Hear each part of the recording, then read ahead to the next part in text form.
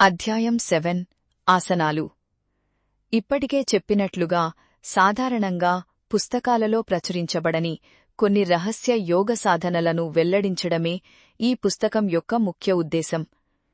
పతంజలి యొక్క సాలీ యోగసూత్రం మరియు స్వాత్మారాం యోగి యొక్క హఠయోగ ప్రదీపిక వంటి ప్రామాణిక గ్రంథాలను సంస్కృతంలో లేదా ఇతర భాషా అనువాదాలలో అధ్యయనం చేయడం మంచిది.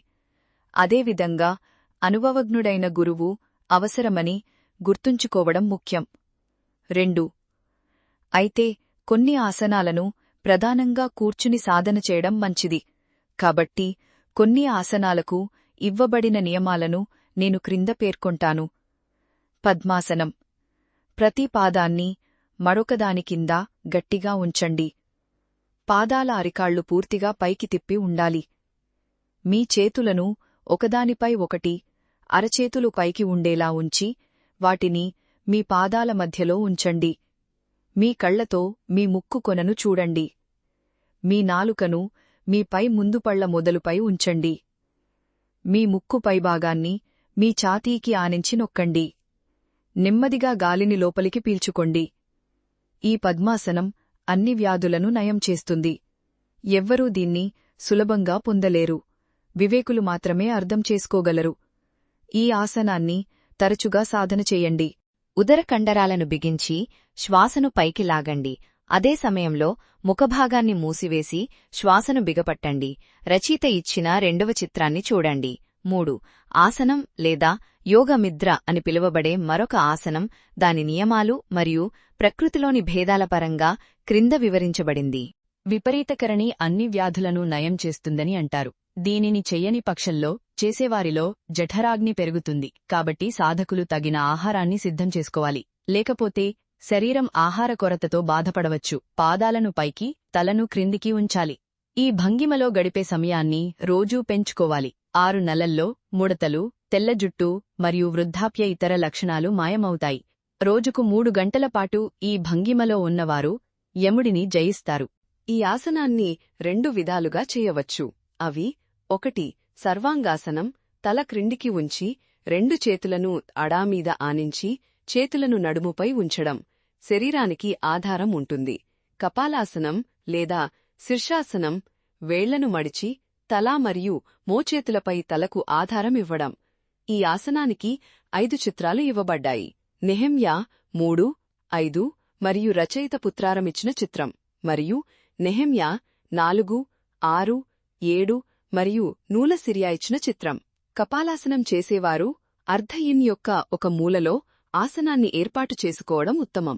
ఈ అమరికలో పడిపోతే గోడ ఆసరా ఇస్తుంది మరియు వీపు పడిపోతే పాదాలు నేలను తాకుతూ ఆసరా ఇస్తాయి. నేను 30 సంవత్సరాలకు పైగా ఈ పుస్తకాన్ని ఇస్తూ వస్తున్నాను. నేను ఈ ఆసనాన్ని ప్రారంభించిన సుమారు 15 సంవత్సరాల తర్వాత 1928వ సంవత్సరంలో నాకు ఒక సంఘటన జరిగింది. ఆ సమయంలో నేను న్యూఢిల్లీలో ఉన్నాను. ఒకరోజు తంజావూర్లో ఉన్న నా స్నేహితుడు దివంగత రామచంద్రారావు తాపీర్ నుండి నాకు ఒక లేఖ వచ్చింది. తాపీర్కు నా యోగాభ్యాసం గురించి ఎటువంటి అవగాహన లేదు. నేను ఏమి ఇస్తున్నానో అతనికి తెలియదు. అతను ఎప్పుడూ న్యూఢిల్లీకి రాలేదు మరియు అతను తన సుఖందర్శనంలో చూసినట్లుగా వ్రాశాడు. న్యూఢిల్లీలో నా భార్య మరియు బిడ్డ మంచమీదు పడుకుని ఉన్నారు. నేను పక్కగదిలో ఉన్న చిన్న గదిలో ధ్యానంలో ఉన్నాను. అకస్మాత్తుగా అతను ఆసనం నుండి మేల్కొని ఒక బిడ్డను పేరు పెట్టి పిలుస్తున్నట్లు కనిపించాడు. ఆ తర్వాత అతను 35 సంవత్సరాల క్రితం జ్ఞానోదయం పొందిన ఒక యోగి రూపాన్ని చూశాడు. అతను తాపీర్తో ఇలా చెప్పాడు: మీ స్నేహితుడు అందిస్తున్న ఆసనం యొక్క పూర్తి ప్రయోజనాన్ని పొందడానికి ప్రతి కాలివేలును దాని మొదలు నుండి బొటనివేలి కొనవరకు మార్చి రుద్దమని అతనికి సలహా ఇవ్వండి. 6.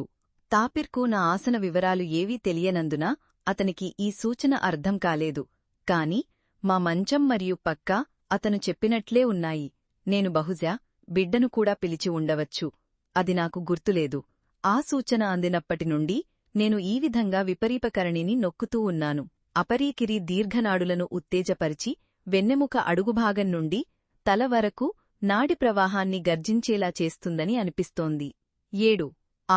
ఈ శరీర నిర్మాణ శాస్త్ర పరిశోధనలో శరీరంలోని ప్రతి భాగానికి కదలికనిచ్చే నాడి యొక్క ప్రారంభ బిందువును వారు కనుగొన్నారు.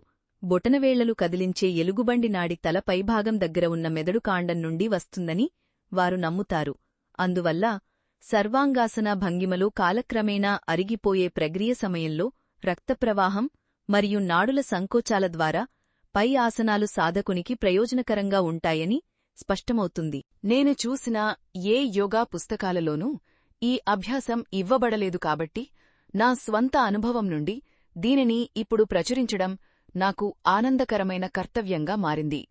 కొందరు ఈ విలోమ ఆసనాన్ని దుర్మార్గులు చేసే హఠయోగాగా భావించవచ్చు. అయితే పాశ్చాత్య శారీరక శిక్షణ నిపుణులు సర్వాంగాసనాన్ని తమ కసరత్తులలో చేర్చుతున్నారు. నడుం దగ్గర కొద్దిగా లావుగా ఉన్నవారి ఆరోగ్యం కోసం వారు ఈ ఆసనాన్ని సూచిస్తారు. మల విసర్జనలో ఇబ్బంది పడేవారికి ఈ విచిత్రమైన ఆసనం చాలా ఉపయోగకరంగా ఉంటుందనేది వాస్తవం. అదే కాలంలో పాశ్చాత్య నాటకశాలలలో చాలామంది స్త్రీపురుషులు సర్వాంగాసనాన్ని పోలిన ఒక అందమైన వ్యాయామాన్ని ప్రదర్శించడం మిత్రులు చూసి ఉండవచ్చు. సర్వాంగాసనంలో 3వ మరియు 4వ చిత్రాలలో చూపిన ఆసనాలను మీకు వీలైనన్నిసార్లు చేయండి.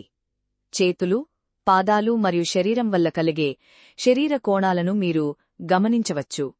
ఏదైనా అసాధారణ కరణీయాసనంలో పై మరియు క్రింది దంతాల వరుసలు విరగకుండా జాగ్రత్త వహించాలి. దీనిని నొక్కి చెప్పడానికే నేను 4వ చిత్రంలో నాలుకను బయటకు చాచి చూపించాను. యోగాలోని మరో రహస్యమేమిటంటే నాలుకను బయటకు చాచినప్పుడు కొన్ని అమృత నాడులు ఉంటాయి. ముఖభాగం ఛాతీలో పాతిపెట్టి దవడ ఎముకను బంధించినప్పుడు నాసాగ్ర దృష్టిని మరియు ముఖభాగం పైకి ఎత్తినప్పుడు పురువాంధ్య దృష్టిని ఉంచాలి. 4వ మరియు 7వ చిత్రాలలో చూపిన ఆసనంలో చెప్పినట్లుగా పాదాలను రుద్దడం మంచిది.